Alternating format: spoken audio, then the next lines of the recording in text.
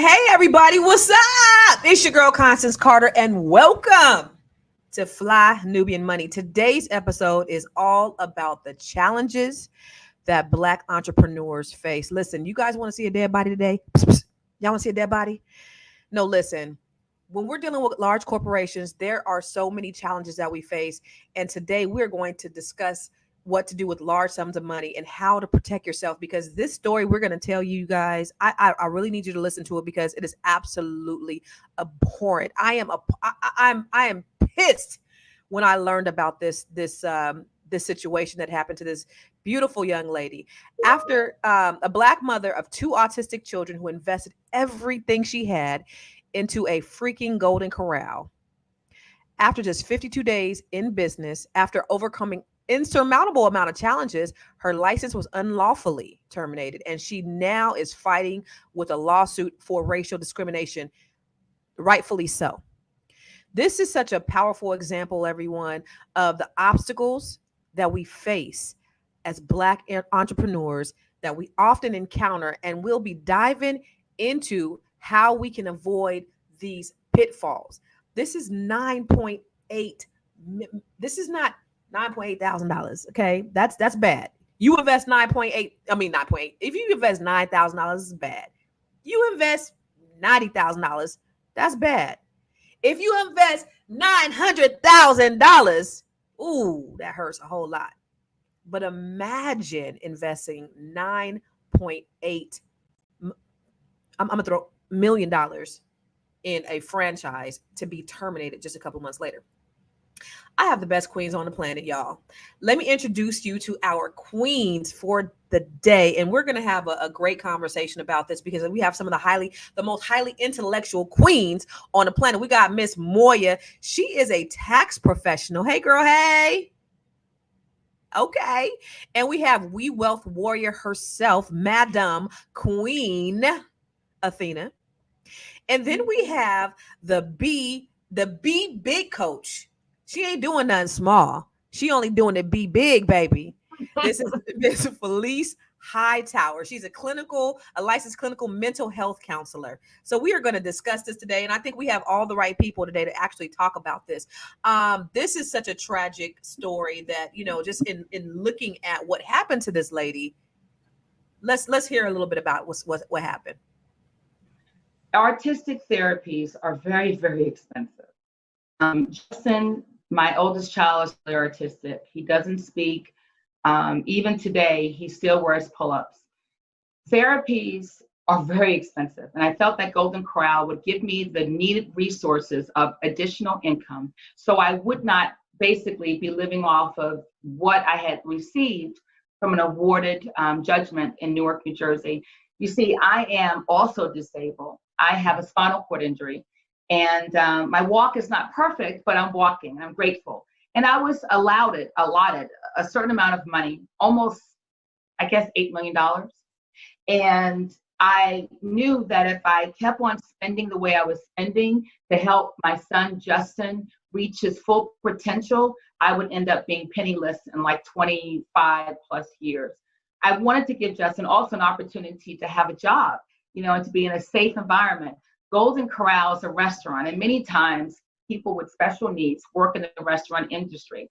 I felt because Golden Corral is a family type of business and they have strong religious and traditional family values, that it would be a great place not only to give great jobs to people in Newark, to have a stable income, and to be able to give Justin an opportunity to work when he becomes older. I thought it was a perfect match. Let me tell y'all something. Who was that? Original First Mother said exactly my sentiments, y'all. Go ahead and put that on the thing. She said, listen, I'd be in jail or hell with my money like that. I would be in jail or hell. $9.8 million. Moya, what do you think about this? And we're gonna dive a little bit deeper so you guys can really know the details, because I know some people said Max Law said that there's more to the story, and there is. You're gonna hear about it, but it's not what you think. It may not be what you think. But Moya, what do you think? Yeah. So, I thought the same thing as Max Law. I thought, like, wait, this doesn't really sound right. What's all happening here? And so, because it's a full interview that she did in regards to what happened there, when you look at it, you just see a mom that's really attempting to step out of the box and really push her and her family forward. And one of the things that she said that touched me the most was at the end of the video, she said, I should have just stayed in my lane. And I said, Ooh, whoa, lesson learned. Mm, but you did. what is your lane? This is your Yeah, lane. yeah, Anything your mind conceives is your lane. So yeah. it was almost like they won. Like when I looked at the CEO's page, he has the American flag in the back. And, up until a few years ago, the American flag meant something very different to us when we saw it. So we already knew where he stood with it. And it's as if he won just by her saying that one sentence. So that's really what really works me up in terms of us truly getting her story out there so more people know it, so their dreams can become a reality and they don't feel the need to stay in their lane. $9.8 million later, she said, listen, I should have just stayed in my lane. And just like you said, Moya, like your lane is anything you want it to be, sis. It should be, because this is America and this is the American dream. And you should be able to invest in a franchise. And we can all day pontificate over why she didn't do a McDonald's or why she didn't. Everybody is not a business. Who said that? Who said that? Original first mother. She said, why not start your own business with that kind of money? Everybody doesn't know how to run their own business. Everybody doesn't know where to start. Everybody doesn't have the big ideas. So she tried to do something that she knew was right. Christian values, people ate there, like all the right things that she thought she was doing. And this happened. So, Dr. Felice, what do you think? What is your thought? What's your reaction on that video?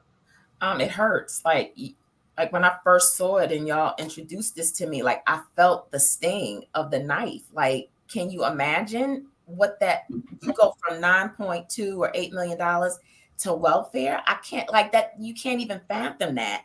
And the first thing that came to me was, where was her village? Where was her support? Where was her counsel? Like, who was she talking to or not talking to that allowed her to go that far and not reel her back in and say something's not right? Right? Because I know when I saw the video, she was saying she could tell that things weren't aligned. And as soon as she went into the office, she could sense that they were, discriminating against her. Like she saw their looks and it just kept mounting. But for whatever reason, her desire to be a business owner outweighed her intuition. And I kind of get that. And honestly, she really wasn't in, like you said, wasn't not in her lane, but because it's very wise to buy into something that's already established, right? It's hard to start from scratch. So she was actually trying to go above, like go past some steps and start something that was already established. But Yeah. for that to have failed so monumentally, like I can't imagine, I would, like, that's therapy 101. Like she really needs to be seeing somebody for the Yeah. trauma, all that discrimination, microaggression, racism that she Straight up experienced, racism. straight up on so many counts, like y'all said before, her being a Black woman, her being disabled, her having all of that. I felt that. I still feel it. She invested $9.8 million. Now, listen, when we think of people who are on welfare, we don't think of anyone who's highly articulate like this lady. She doesn't seem like she's a dummy. She seems like she was well versed, well educated, that she had all of her ducks in a row, like she had done her research. What do you think, Athena? What was your thoughts when you saw that video? My first initial thoughts, well, I didn't see the video at first. I saw the meme of the 9.8 million. I'm like, oh my God, I've had all these judgments about her. I'm like, how could you lose 10 million? But when I watched the video, I was very impressed. She was very articulate. I think the only mistake she said this in the video that she made was that Trusting white people. No, I'm just kidding. Go ahead. That was probably one of the mistakes for real though, Constance. But but one of the mistakes was really putting all that much money into something that was new to her versus her publishing company that she knew Like maybe she should have put it into that. But when I listened to the facts that she presented, she was definitely clearly a victim of discrimination on several levels. She was a woman. They had said that they advised her to have male partners. She was Black, so we already know the racial was in there. And the sexist. Sexist, right? I remember in my women in entrepreneurship program with Bank of America and Cornell, that was one of the first lessons they said about expectations of you women. Can't do that. That is a federal offense. So I hope she rakes them clean. But in the video, I watched the whole thing. The issue is when you are suing a company like Golden Corral that has millions of dollars in their war chest, it is very difficult to see that into fruition. So in the meantime, she has to rely on food stamps and these other government programs, which they are there for a reason. She is using them in the way that they're meant to be used to supplement for herself and her autistic children. Mm-hmm. And here's what I really want to outline here. Just a few. Can y'all hear me? Oh, I really want to outline here just a few highlights, from this video. This lady has autistic children. She has 2 autistic children, like you all said, okay? And therapy for them is extremely expensive. So she said, you know what, rather me keep paying for this money, because she was investing in her kids. She believed that a franchise would be a legacy for her children, that she was building something that was sustainable, that would go well beyond her life, her children's life, and something that she could create true freedom from. Okay. She didn't accept the bigotry and the hatred and the prejudice. She wanted to rise above that. The other thing I want you guys to notice is that she wanted to have a store there in Newark, New Jersey, but instead, Newark, New Jersey now, what's the demographic of Newark, New Jersey? Instead, they blocked it and said she had to open it in New York, 80 miles away. What's it, Poughkeepsie? From her requested location. It's not a community of Black people who they wanted to serve, right? She's a single mother, and she said she just wanted to take care of her kids. She's also disabled, y'all. So she got this $9.8 million lawsuit, or she got a lawsuit, and she invested in something that she thought was going to go well beyond her. And she wanted to work in a safe environment, and she thought it was going to be job security. And she picked Golden Corral. Many of you say, well, why Golden Corral? Well, she said this is a place that hires disabled people. So being that she has 2 disabled sons, she's disabled herself, it was the model for her, and it was something that she really believed in. She really believed in what they were doing. Unfortunately, they didn't believe in her as a Black woman. So, what do you think? I know we're all entrepreneurs, right? Have you guys ever encountered like obstacles with being business owners? I know, when I was in California, I was in a town that was not very business friendly, period, across the board. They would, it was like a mob mentality, but I certainly faced a lot of discrimination when it came to the city and doing different things and trying to build and things like that. And I knew that it was because 1, I'm Black, and number 2, I'm a woman.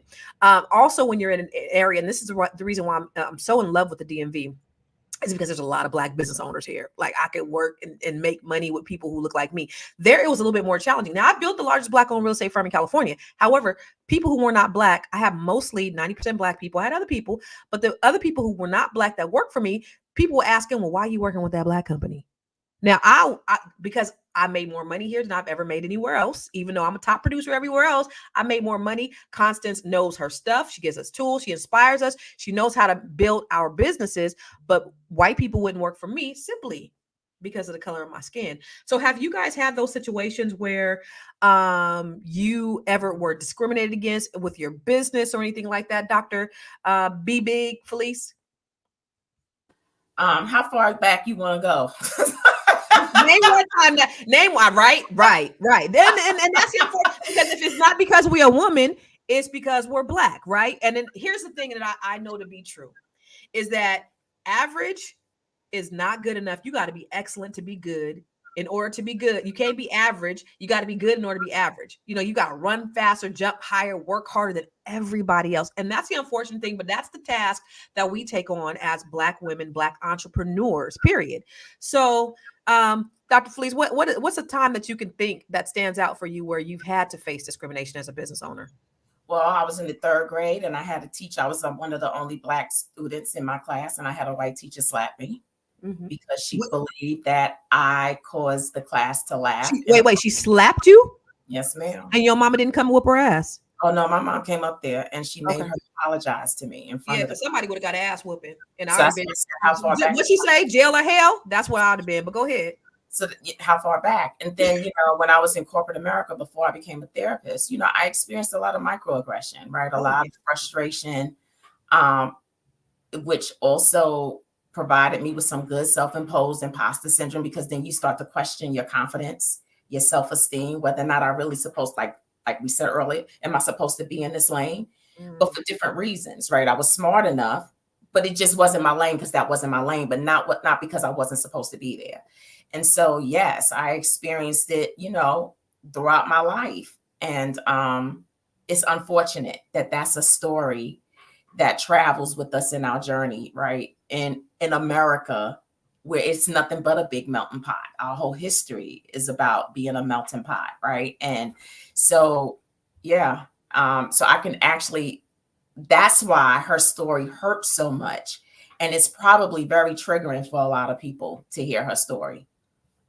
Yeah. I mean, you set out to do what you need to do to invest, and then this happens. It's like, God, y'all just don't want us to be successful at all. You don't want to level the playing field. You don't want equity. You don't want us to advance in any way.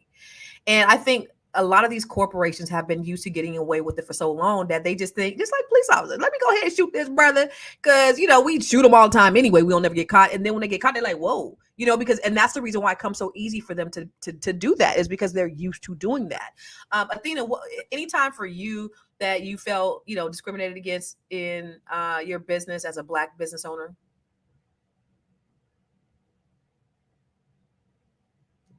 My mic was moving. More like biases with people. So I remember when I started my business, I was doing accounting and bookkeeping stuff, which I transitioned out of. But I would go to these like networking events, and I met this Jewish couple. They were enrolled agents, right? So we were gonna go and have like a symbiotic mutual, because I don't do tax stuff, not because I can't, I just don't like that type of work. So I would refer them to people who needed taxes done, and they would refer, we're trying to work on that relationship. So I'm thinking, everything is all good. But then when I went to the actual to meet with them, they blindsided me and say, oh, we tried to look you up and we didn't see your name as far as like being licensed and all this other stuff. These people are trying to like check me like I wasn't legit. And I let them know, I was like, yes, because my license is in the state of Georgia. I just moved to Florida at the time. You said, who gonna check me, boo? That's why it didn't pop up. Now I'm both dually licensed in Florida and Georgia now.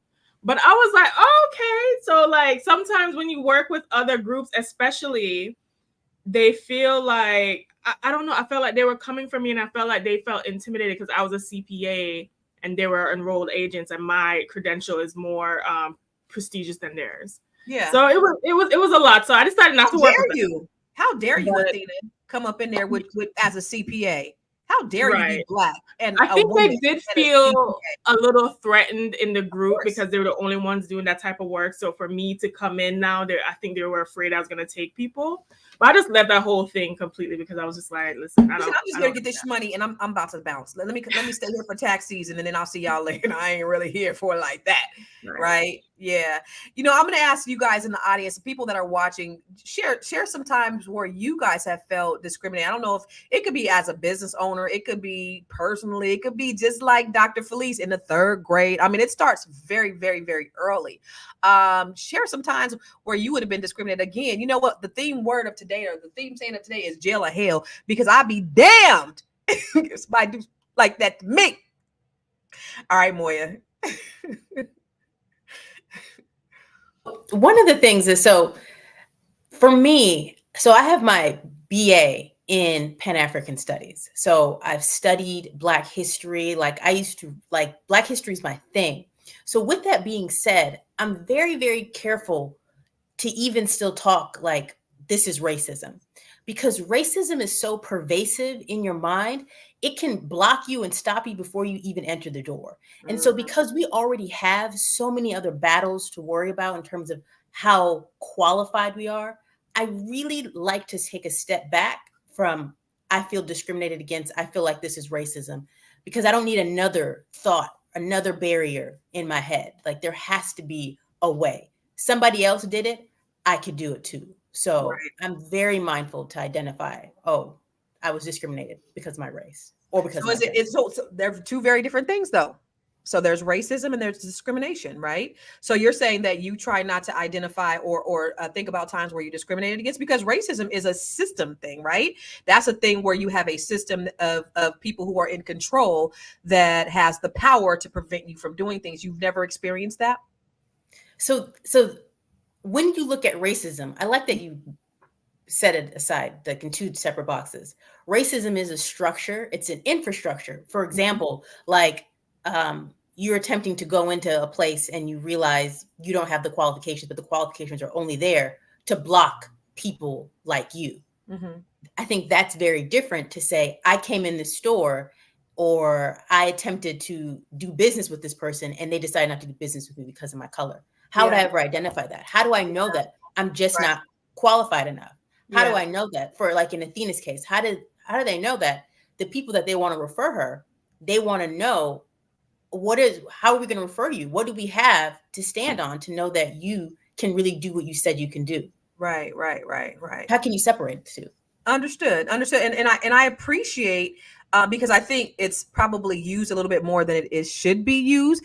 But this right here is a very clear case of racism, discrimination, prejudice. You trying to block me and everything else. I want to look at the slides though, and just kind of just go through the timeline of what's happened with this poor young lady. All right, so Sherrance Henderson was the first and only single female African-American franchise owner in Golden Corral history, y'all. In January 2017, she opened after several days. In its first 51 days, she's making money. So she made $771,000. In March 2017, she received a termination letter from Golden Corral. One day later, they closed her store. Some bull, y'all. The franchisor, Golden Corral, in North Carolina, terminated her license after just 52 days in business with no opportunity to cure her defaults. Now, she built this structure from the ground up. The inspector and regional manager of Golden Corral franchises noted in his report that he found 3 cigarette butts in an ashtray outside the business. Come on, y'all. Let me tell you something. There's a Golden Corral in the city I used to live in, and it was in the hood. And there was not only cigarette butts, it was urine, it was beer bottle, broken bottle. Like, come on now. You really, for real, y'all really doing cigarette butts? But go back to that slide. Like, come on, people. I just, a few pieces of debris in the parking lot, workers without sanitary hats, and temperatures a few degrees lower or higher. Now, that's nitpicking, y'all. But they only do it to us. Well, okay. I'm not going to say that. So this really pisses me off to the highest festivity. I promise you, because it's like, y'all really do not want to give us an opportunity. You don't want to give us equity. Like you intentionally do stuff to just crush us. And you already have the lion's share of the business. You already are making millions and millions and millions of dollars. You can't give this lady an opportunity after spending $9.8 million on your funky ass franchise. So, and correct her, whatever it was. And you have these, I hope they go bankrupt. I hope Golden Corral goes bankrupt after this bullshit. But I'm sorry, you are watching. When was the last time anybody on this panel went to a Golden Corral? Can you remember? Yeah, my kids were little. This is what we used to do. Let me tell you what we used to do. We go up in there. My daughter was like 12. My son was like 5. And I'd be like, all y'all are 4 years old. Don't say nothing. Let us talk. Because the kids eat free. All y'all are 4. Kai, I know you 12. You 4 too. If they ask you how old you are, you're 4 too. That's why they did it, because they have black people like me over there telling they 12-year-old they was 4. But anyway, you are watching Fly Nubian Money right here. Make sure you follow us on YouTube. And follow us everywhere you see Fly Nubian Money or Fly Nubian Queen. Please, if you want to get notifications every time we come live, text the word Queens, that's QUEENS, to 87948. That's Queens to 87948. You could also find us on Spotify. Monday through Friday, we come live here at 1 p.m. Eastern, 10 a.m. Pacific. All right. And if you want to grow your money, not blow your money, make sure you go to flynubianmoney.com, where you'll get all the latest information on financial ways to build your financial landscape. All right.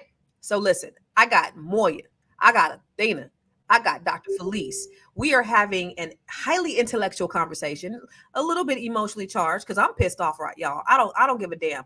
I love us so much, and I want to see us win. And when we put forth effort, and they do everything they can to crush us, I take it personally, and that's the reason why I go so hard for Black people and especially Black women. But I want to look at that other video. That there's another video, so you guys can get a little bit more information and a little bit more context on what happened. I was told that I should have a group, even though financially I was astute to handle SBA loan. I was cash heavy. I had almost 800 plus credit score, and I was worthy. I was worthy to do it. But I was told that I should have men on my license. I should have 2 partners, and they should be men. Basically, that I was really shocked because that hasn't existed in over 100 plus years. You know, in the 1800s, I know, right? In the 1800s and the early 1900s, women weren't allowed to own businesses, weren't allowed to own land. They were only able to receive sometimes slaves in their own name by way of death. So it would be their inheritance. They can own their inheritance, but they could not purchase in their own name. So basically what happened to me, I went back to the 1800s and I wasn't worthy, even though I was financially worthy and I had the credit strength to get an SBA loan of that magnitude, but I wasn't worthy because I was a woman. Now, this lady does not sound financially astute to you. She knows her stuff. She had an 800 plus credit score. She's cash heavy. She had all her ducks in a row. So y'all say, it's more to the story. Yeah, that's a little bit more to the story. You know that she was prepared. And if you guys don't think predatory lending is real, that shit is still real. It's still going on. Let me name for you 9 banks that just got fined in 2023 for predatory lending. Bank of America. Well, this is 2023, y'all. Wells Fargo, Citi, Title Max, OPP5, City National Bank, Regions Bank, Shinhan Bank. All of these companies in 2023 were fined for predatory lending practices. It still exists today. And she was told, was that the video where she was told that she had to go to a certain bank in order to do business? Okay, that wasn't the one. Was that the one or no? We haven't gotten there yet? That wasn't the one. This is the one that she was just really talking about, the fact that she was overly credit worthy. And they still didn't give her an opportunity. What do you think about that? Oh, go ahead, Moya. So I want to say something that's going to be unpopular, but I want to say this. So what you said about the predatory lending part, that's really important. When we get to that clip, that's really important to highlight, because there's some other things with that, especially when she starts talking about her EBITDA, like that's an important part. But I want to hear what she said here. I needed partners, and ideally they should be men. Now, the should be men part, I find it interesting because, so she's a single mom with 2 kids who are special needs. We know, especially if you're a working mom, your role as a mom. So if she got other partners on there that were women, and we know all that it takes to put on a business, especially to have it successful, it requires hours. There's a level of a learning curve that takes so long when you're really starting out. So you need, and just the way that our society is set up, men have that liberty to come in and out, like in terms of they don't have this needed role in a family like a mom does. So with that being said, who was going to be in the business working these long hours to make sure that it's running and operating in the way that it needs to happen? Like, who else is going to do that, especially understanding that she has 2 kids that are special needs?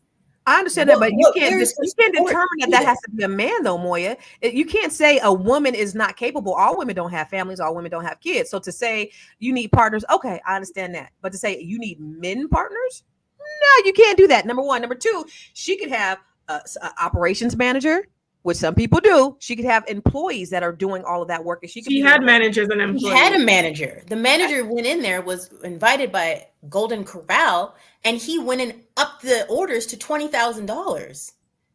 And they couldn't even use the food because it had to go in the fridge, and then it went bad. So So this is their person. This your people. There's a person they This your sent, mans. so it's their This your fault. man's. Yeah, this your man.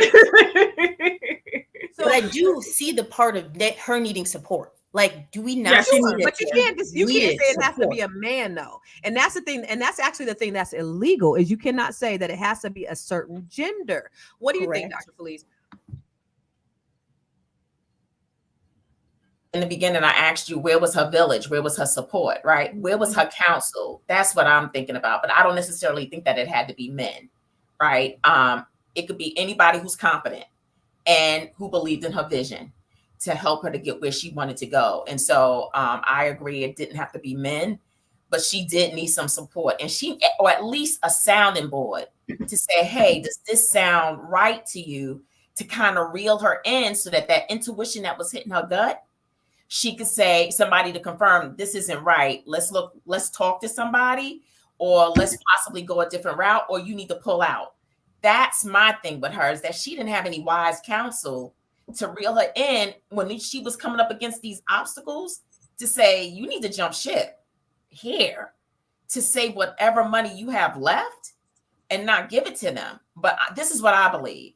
I believe that this is all going to work out for her good. And you got to be careful about what seeds you sow, right? No matter what your intentions are, you got to be careful, because now, because of what you did and whatever your intent was, you're going to pay triple for what she did. I think it's going to come out for her good. And I'm so happy. I hope so. I believe so. We all going to believe for her and stand in agreement that she's going to get everything that's owed to her and her due. That's what I believe. I appreciate that, and I pray that she will too. But I just work for me working, and of course they don't always come out the way you think it will. Love Matter says, "Okay, we still need men. Don't stray, please. We ain't saying we don't need no men, sweetheart, baby girl. We not saying we don't need men. We absolutely need men. I need a strong black man, but I'm saying he doesn't need to be in my business. That's all I'm saying. It's not a requirement." Athena, what do you think about the video?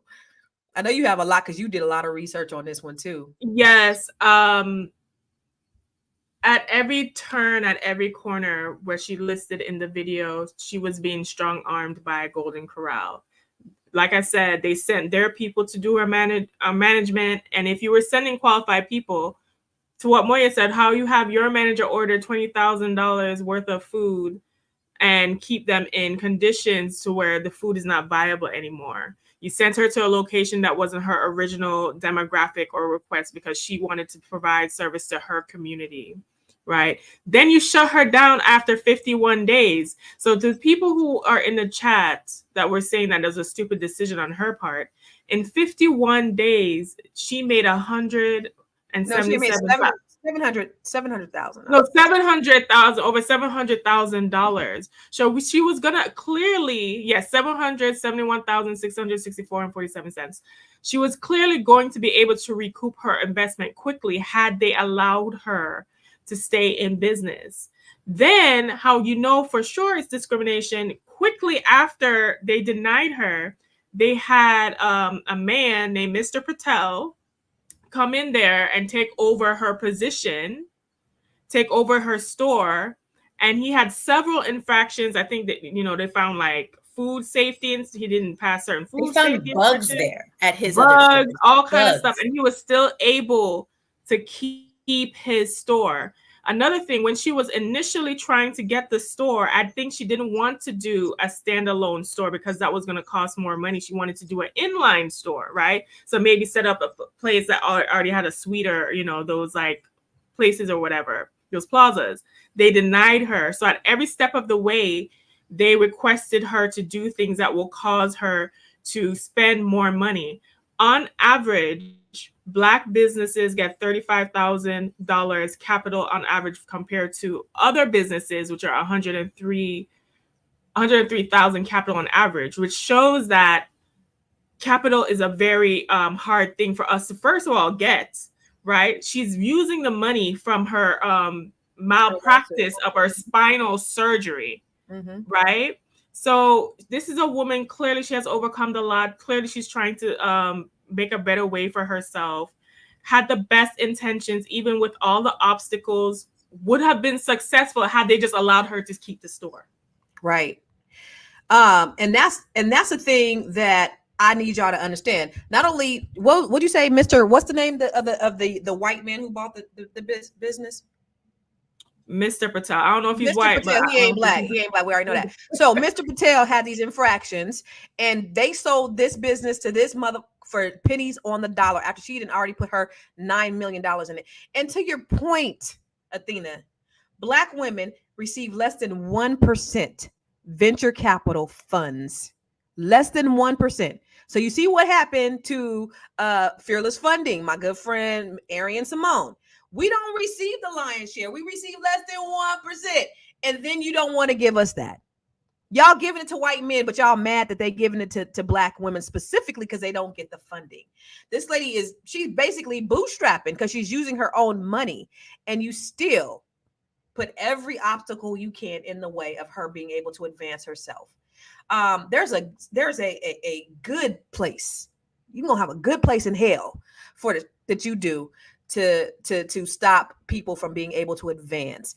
Let's look at some of these slides too, because I want to see, just to give you guys a little bit more context to what we're talking about. Because at the end of the day, I need you guys to share what you see tonight, and I need you to boycott Golden Corral for what they did to this young lady.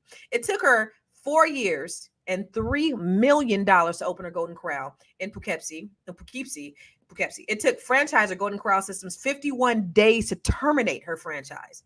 That beautiful building that she had just built, with no revenue from her closed Golden Corral, TD Bank foreclosed on her house and left the disabled mother of two penniless, and on food stamps. McFadden, I'm gonna have to curse today because I can't do it. I just get so upset. I take this shit personal. I really do, because every time, and this happens, this has happened to us as a community. When they say that racism, because y'all know when Kamala gets into office, they gonna do just like they did with Obama. Racism is dead. There's no more. Y'all got a Black president. Y'all got a Black woman president. Racism don't exist no more. And we see things like this on a daily basis. Businesses or the power, the people that power, because that is racist, because they were a power structure. They had the power to prevent her. Because what is racism? It's an infrastructure. It's a structure. They had the power to stop her from doing certain things. They had the power to stop her from prospering in her business. So listen to this. She said when she met the senior vice president of franchise, they were shocked to see that she was Black, disabled, and pregnant. She said the person told her that she had to have partners in the business, and it shouldn't just be her. Understand, she needs accountability. I love what you said. She said that she had the money, she had the credit, she has the licenses, but she was ready to go. You ever had, let me ask y'all this question. You ever talk, I don't know you, Moy, because that accent you got right there, I know you be fooling them all the time. They don't know, is she Indian? Who is this person that we're talking to? So have you ever had a time where you was on the phone? Hey, this is Constance Carter. Yes, yes, I would love that job. Yes, I would love that opportunity. Do you mind it? Okay, can we meet? And then you walk your Black ass up in there and they like, okay. Yeah.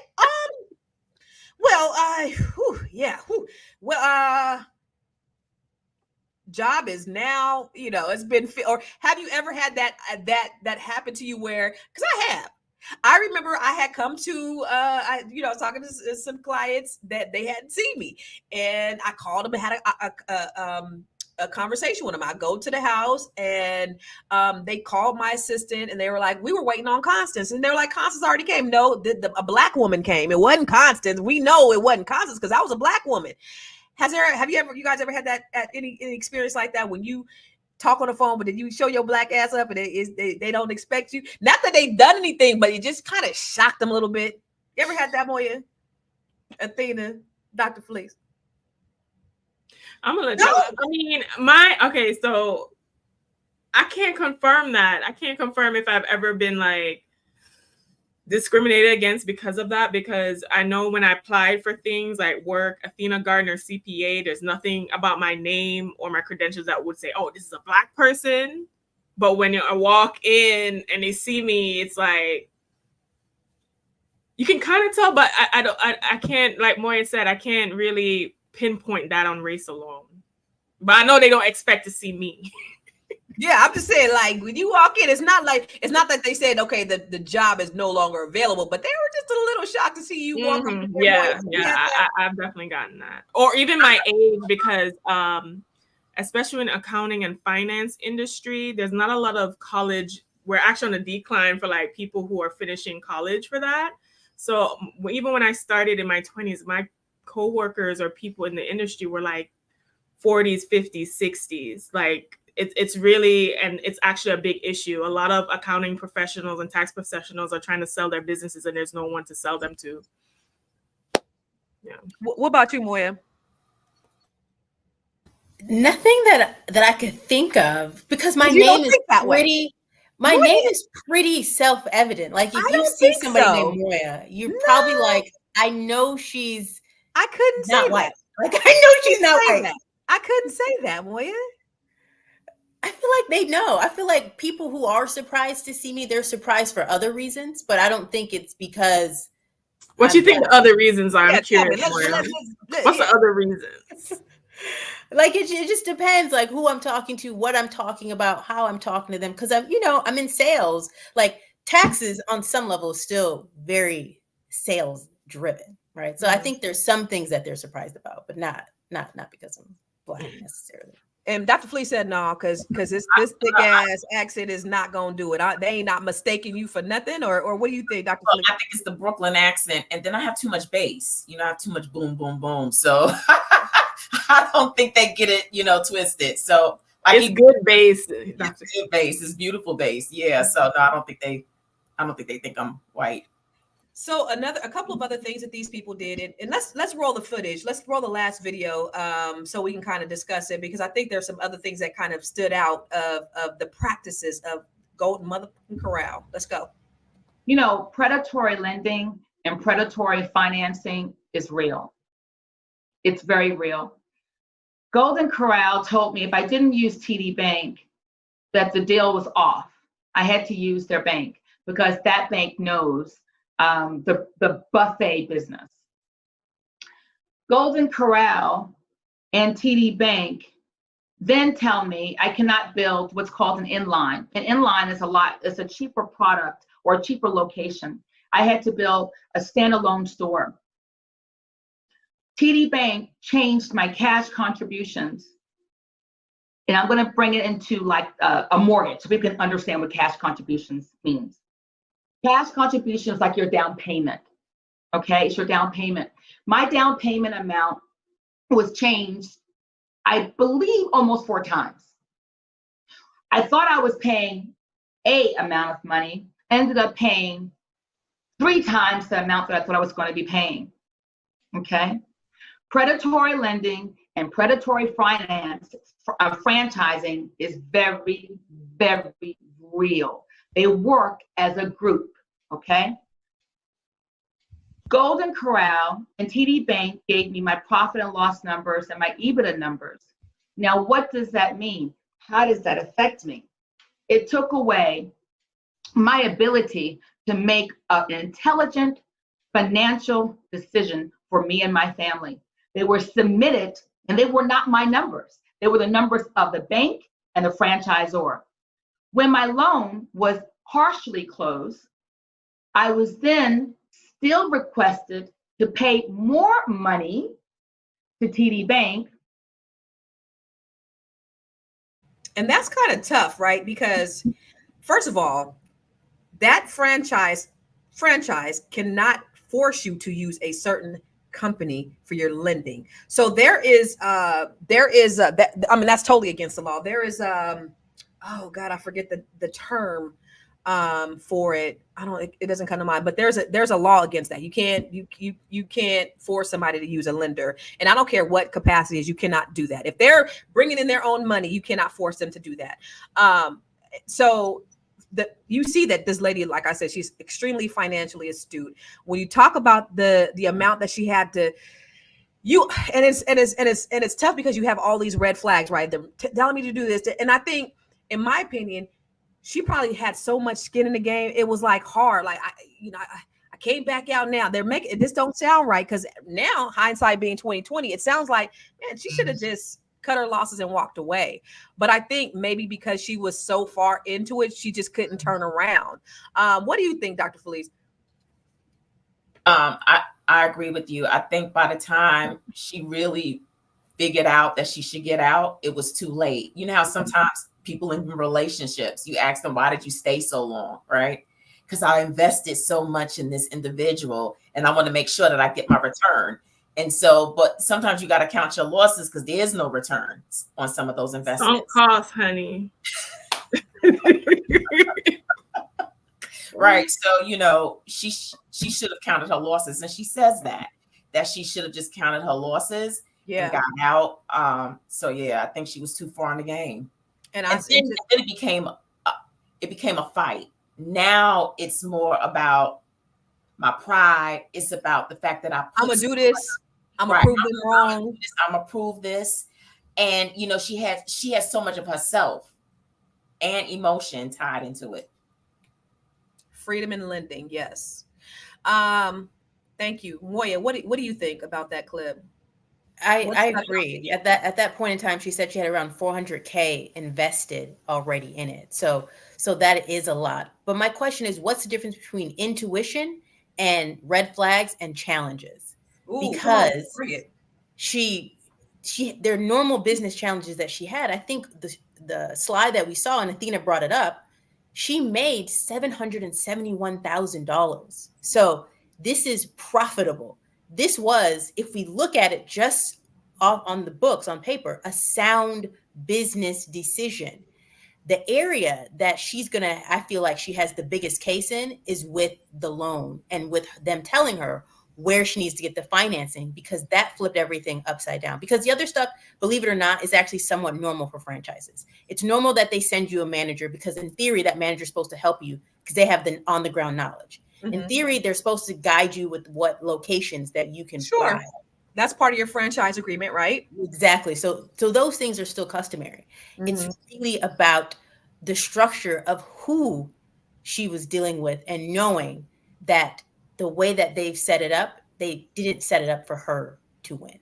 They set it up for her to fail.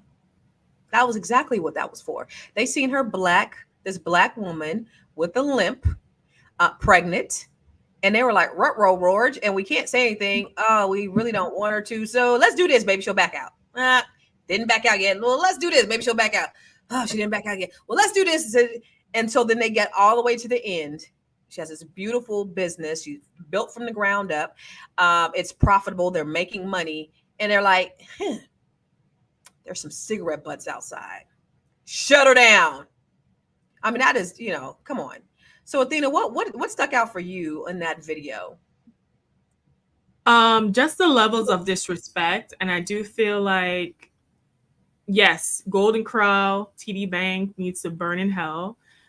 I can't remember last time I've ever been to a Golden Corral, and I've never banked with TD Bank. So this just, keeps me in line with that. But I also feel like, especially as Black people and Black women, sometimes we do take on the fight to prove worthiness to others. And we need to let that shit go. Mm-hmm. You're worthy on your own, like she said in the video. And we do not need to make our lives harder, swim upstream to prove nothing to nobody. Okay. If people are not trying to give you a fair deal, so when they require the 3 times down payment, when they were requiring all this stuff, that was not fair, right? Then you take that as a sign that you are not welcomed here. And why do you want to put your energy towards something that definitely is not trying to be with you? If you go on franchisedirect.com, there's a listings of thousands of franchises are all different from 10,000 up that she could have picked. But she felt like this one was in alignment with her core values. It's a Christian company. But how much in line with your core values when you all right, they advertising that they're in line with your core Well, that's values. what she thought when she did her research. Yeah, the reality of them means it's showing you that they're not. Yeah. The reality of dealing with them right. Showing that. And that goes back to that Christian. That was a lot of devil work that they were doing. A lot of these so-called Christians is doing the devil's work. But that goes back to what Moya said. Intuition, red flags. What was the other thing you said? Intuition, business challenges, normal business challenges, and normal business challenges. And I think she had all of those three things. Is intuition. She should have used her intuition. But for you, because listen, $9.8 million. She used all her money.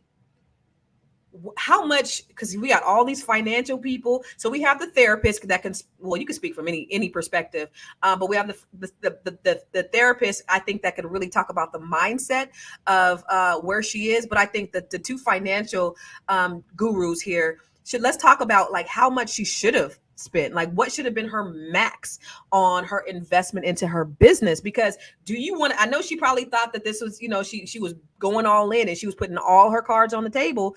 But as an astute business person, what should have been her max investment of that 9.8 million award that she had invested in her business? Moya. Yeah, either one of y'all. I mean, both of y'all. I want both of you guys to answer. Don't fight too soon. So one of my biggest things is it was just what her max, because I think she put 3 million. I thought her settlement was 9 and she put 3 million. And that's really the part that took everything there. So I think it was just her needing to know her max, because to me, it looked like it was a sound business decision. The only part that wasn't sound is when they changed her numbers, therefore changing what she could truly produce. So that was the part to me that would have been the biggest thing that would have made me walk, because that dictates how much you can actually afford to pay. Well, our title says she invested 9.8. So what did she invest? Did she invest 9.8 or did she invest $3 million? Did she put all of her cards on the table, or did she just was it a percentage? Because if she wasn't investing all her money, then she shouldn't be back on food stamps, right? She lost it all. So before I go to you, Athena, I know Dr. Felice has a heart out. I want to let her get her final words, and I want you, Dr. Felice, to talk about from a mindset perspective and what that does for her mentally and how that could affect her long term. Absolutely. So this type of discrimination can cause a lot of emotional stress, chronic stress, anxiety, depression. It's going to contribute to stripping away at her self-esteem and her confidence, and can also lead her to some alienation and loneliness around all of this, because who can relate to her, yeah, right? And what she's going through. And nobody. So what we have to do is nobody can relate to it. So we got to really get behind her, like give her some support, even through social media, writing her to, encourage her. She does need some good therapy, right, to get through a lot of this, but also let her know that we're advocating for her, that we believe that she's going to make this. I saw one of the people in the chat that said we're going to send positive energy towards her, and stand in agreement with her that she's going to make it through this, that she is strong, she is resilient. And no, this wasn't fair, but the fight is not over, because she's not going to fight alone anymore. That's and right. So hopefully we can channel all of that towards her. Because now I have to boycott. So I'm sorry. I just went to Golden Corral for their buffet for their breakfast. Sorry. Now I know, but I'm going to do my research, because there are probably Black people who have Golden Corrals. I don't necessarily want to boycott them, but do you know that to be true? I don't know. We have to investigate. I have to do my research, right? I don't want to boycott the wrong people. And so I just want to make sure that we advocate for them, because I don't want to stop people getting their money and working hard and they didn't have that experience. So, but yes. So that's my final word. But where can they find you? Because listen, I love your unique perspective. I want people to follow you. I want them to call you. I want them to get therapy from you. I want them to be big. by you? Where can they find you, sis? Oh, thank you for asking. So I'm Be Big Coach on Instagram. I'm Be Big Coach on Facebook, and my website is thebebigcoach.com. There we go. You can go ahead and drop off. We appreciate you. We're gonna just wrap things up in a little bit. But yeah, she lost everything. And just like the doctor said, the good Dr. Flea said, when you're playing at that level, you don't really have other people who are playing at that level. So to have that kind of support. So it's going to be really important for us to stand by her and let her know that we got her. And she also has a GoFundMe, y'all. So I don't think we can put it in the chat, but if y'all could Google the GoFundMe, Google that shit, GTS it, Google her, what is her name? Put her name up for me, please. I can't hear you, Athena. Put her name up for me. Oh, we can put it in the chat. We can? All right, put it in the chat. We can put it in the chat. Or we cannot. So what's her name? Can somebody put her name in the chat? I can't hear you, Athena. You muted, baby. Okay, so can you put that in the, or can you make a banner with her name on it so that everybody could Google it, or put the GoFundMe in there if we're able to, if we're able to do the GoFundMe, or if we're not able to do the GoFundMe, put her name. I can't hear you, Athena. But you're right, Big Mac. And I see you and Athena over here flirting, so I don't know what the hell going on between y'all. But I know ever since he came on there, y'all been rolling real tough. Anyway, Big Big said it was an expensive learning lesson for. Oh, okay. She probably was having some technical difficulties. It was an expensive learning lesson, and I think that's true. What can she learn? Like, what can we? Oh, let's go to this. In 2023, the White Plains Southern District Federal Court, in order to proceed against the franchise for discrimination and punitive damages. Good. She first brought her case before the court, seeking $265 million in 2018. Henderson said that she invested her life savings of more than $3 million and 4 years of her life to open a Golden Corral franchise in Poughkeepsie, New York. So Athena, what were you saying? You was talking a whole lot, but we didn't hear you. So basically the name of her just go on, if you type in Google GoFundMe and you type in franchise nightmares, you'll see her GoFundMe come up. That's or Sherrance Henderson, y'all. Or Sherrance Henderson's GoFundMe, and it will pop up. I'm just gonna put it. She's only trying to raise $10,000, and she has only raised half of that. So put her name at least up on there so that we can see it. And you guys, I want you to do me a favor. I want you to boycott, and I want you to tweet. This is going to be important because a lot of times when I've had issues with companies, they don't like this public scrutiny. And if you tweet them, about Golden Corral's discriminatory practice against Sherrance Henderson, they will hear you loud and clear. They don't like that shit.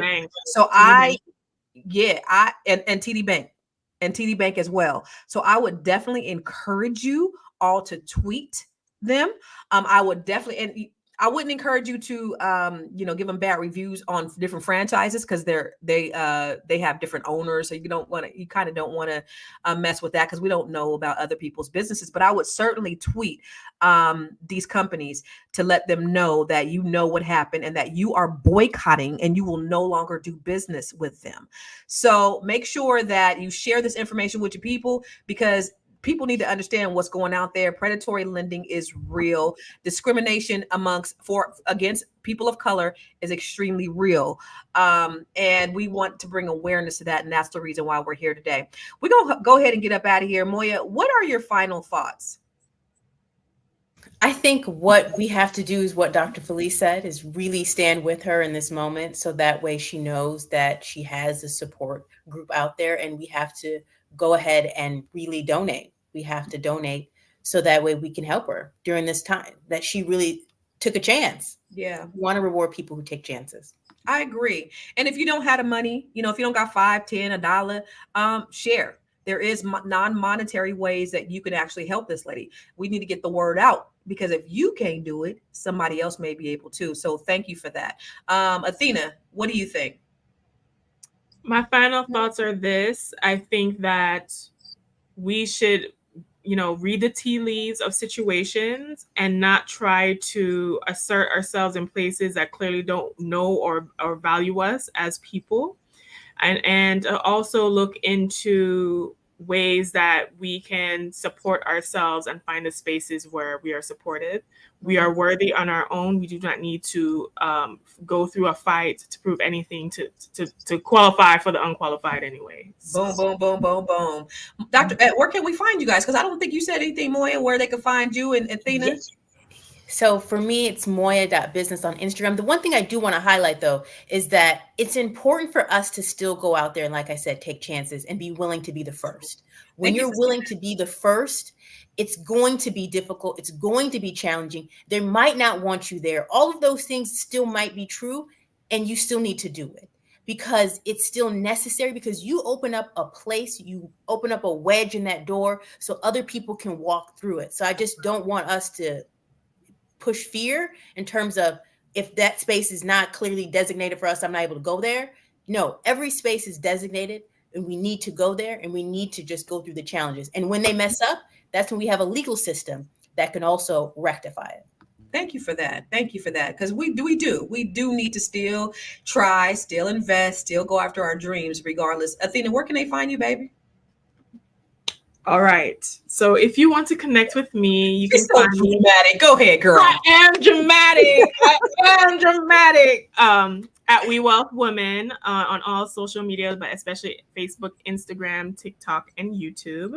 My website is wewealthwomen.com, and you can listen to me on the We Wealth Women podcast on Apple, Spotify, and iHeart. Thank you. I say go to where you are celebrated and not tolerated. It reminds me of the folks who marched for us and they sat at those counters for us. And I appreciate you, Moya, for saying go after it anyway. Open up that door, let other people in, and we should. But sometimes it's not the best thing to work or to try to get the attention of people who really don't want you there. When I remember I seen a documentary and this man said, after we ate that nasty ass food, we said, you mean to tell me we died for this shit? So I say this, you have more power in the palm of your hands than they had when they put the man on the moon. Information is out there. Google is your best friend. So just do your research. It doesn't mean, don't go after it. I love what Moya said about that. Go for your dreams, but just make sure you take, calculated risk. Take a risk, please. That's the only way that you're going to be able to stretch yourself and grow yourself, but take calculated risks. If you are not very financially astute, or if you don't have the business acumen, get with coaches, mentors, and trainers who can actually help guide and lead you. Go with people, just like Big Mac said, Athena's boyfriend, he said, talk to other people who have Golden Corral franchises out there. There might be somebody else who could have mentored her through the process. And that's what we really have to look at, ladies and gentlemen, is just you can't do this all on our own. And that's the reason why we encourage you so much to try to work with people, especially people who look like you. That African proverb that I will say it, my daughter be like, Mama, you always say that. People go get tired of hearing it, but it's the truth. If you want to go fast, go alone. But if you want to go far, you got to go together. We got to get with people, like-minded people. Join my Net 7 collective. I'm teaching Black women how to run businesses, but you got to be with like-minded people who are going in the same direction as you. And if you don't know, of course, you don't want to be the smartest in the room. Get somebody else who know a little bit more than you. Okay. Where can you find me? Everywhere. I am Constance Carter. Follow me on Instagram, Facebook, and YouTube. And then you can even check me out on my website, ConstanceCarter.com. But I just love to see Black people win. And that's why I take this shit personal, because that right there, this is what we faced since the inception of this country. And this is the reason why I know that we need to work together, because they can't kill us all. You can kill us individually, but you can't kill us collectively. And we're not going to let them do it. So thank you guys for tuning in today to Fly Nubian Money. And you will see us tomorrow, Monday through Friday, same time, same bat channel. Big Mac, I am absolutely out of control. I'm going to call it like I see it, brother. We'll see you later. Peace.